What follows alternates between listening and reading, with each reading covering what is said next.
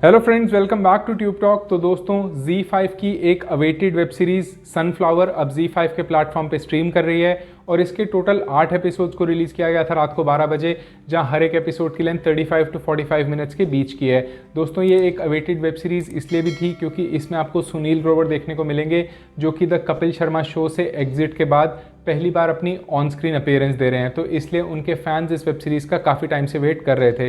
दोस्तों, यहाँ पर बात की अगर हमने एक्टर्स की, तो सुनील ग्रोवर के अलावा इस वेब सीरीज़ में आपको काफ़ी एक्सपीरियंस्ड एक्टर्स देखने को मिलेंगे, जैसे रणवीर शौरी, जिन्होंने इंस्पेक्टर दिगेंद्र या डीजे का कैरेक्टर प्ले किया है। आपको आशीष विद्यार्थी भी देखने को मिलेंगे मिस्टर अय्यर के रोल में। इसके साथ साथ मुकुल चड्डा एज मिस्टर आहूजा और गिरीश कुलकर्णी एज इंस्पेक्टर तांबे। दोस्तों, रिव्यू को स्टार्ट करने से पहले मैं आपको ये बता दूं कि इस सीरीज़ में आपको काफ़ी सारी गालियां सुनने को मिलेंगी, इसलिए अगर आप इसे फैमिली के साथ देखने का प्लान कर रहे थे तो इस कॉशन को दिमाग में लेके चलिएगा।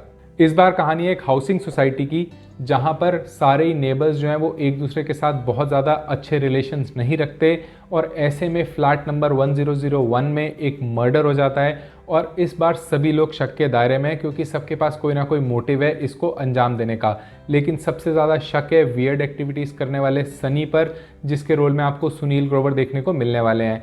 तो क्या वाकई सनी ने मर्डर किया है या फिर ये किसी और ने किया है और इल्ज़ाम अब सनी पे आने वाला है, और क्या सनी खुद को कभी इनोसेंट प्रूव कर पाएगा? ये सब जानने के लिए आपको देखनी होगी ये वेब सीरीज़। लेकिन आइए हम इसके बारे में बात करते हैं कि इसमें आपको क्या पॉजिटिव्स देखने को मिलेंगे और क्या इस वेब सीरीज़ के वीक पॉइंट्स हैं। स्टार्ट करें अगर पॉजिटिव से, तो दोस्तों इस सीरीज़ के जो कैरेक्टर्स का सिलेक्शन किया गया है वो इतने अच्छे से किया गया है कि उनका जो एक्ट है वो इस सीरियस वेब सीरीज़ को एक अच्छा डार्क ह्यूमर देने में सक्सेसफुल रहता है, क्योंकि यहाँ पर जो डायलॉग्स लिखे गए हैं वो भी इतने अच्छे से लिखे गए हैं जो आपको एक सीरियस आउटपुट होने के बावजूद थोड़ा लाइटली हिट करते हैं। और उसके ऊपर से उनकी डिलीवरी देने वाले, अगर आपके सामने रणवीर शौरी या गिरीश जैसे कैरेक्टर्स हों, हंसी के कुछ ऐसे पल ज़रूर दे जाएगा।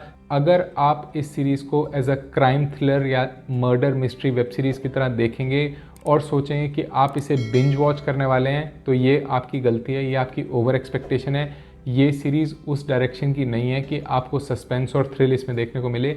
ये एक डार्क कॉमेडी है और उस चीज़ को आपके सामने प्रेजेंट करने में ये वेब सीरीज़ सक्सेसफुल होती है।